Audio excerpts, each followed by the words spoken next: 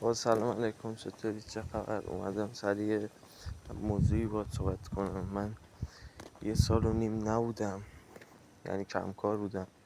من هنوز پیجم اصلا 3 رقمی نشده، میدونم، ولی خب اون تعدادی هم که ما رو فالو کردن واسه ما ارزش قائل شدم. ما نباید مثلا واسه کسی که طرفدار کم بذاریم.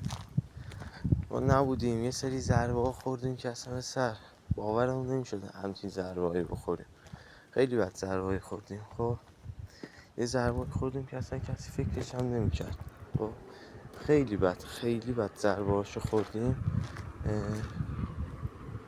یه ضربه خوردیم که اصلا هیچ کی فکرش هم نمی‌کرد، یعنی از کسی که انتظارشو نداشتیم ضربهشو خوردیم.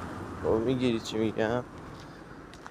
یعنی ببین، فهمیدم عشق یه چیز کسچره. یعنی چنان به من ضربه زد که آخرین فعالیت من این سال پیش گذاشت شدم. 1.5 سال داره میگذره. چنان ضربه‌ای به من زد 1 سال فقط خونه نشسته بودم، تو فکر این بودم که این اینجوری صحبت کرد، این رفتار من چی شد گذاشت کنار. داداش، نه من کوچیک‌تر این حرفام که بخوام کسی رو نصیحت کنم. خب ولی عشق یه چیز کسچره داداش.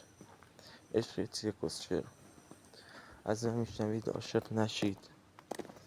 اعتماد به یه جن است که اشتباس. خب عاشق نشید. عشق یه چیز کسچره. من اشتباه این بود که 100 گذاشتم واسه 1 نفر. الان همه یکشونو میذارم واسه 100 نفر. اینا هم تازه پیروزن بهشون رسیده.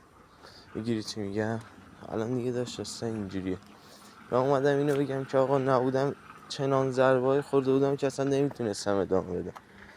کلا این بودم، فیلیک زده بودم یه جا که آقا چی شد این اتفاق افتاد، چرا این اتفاق افتاد. کلا این بود.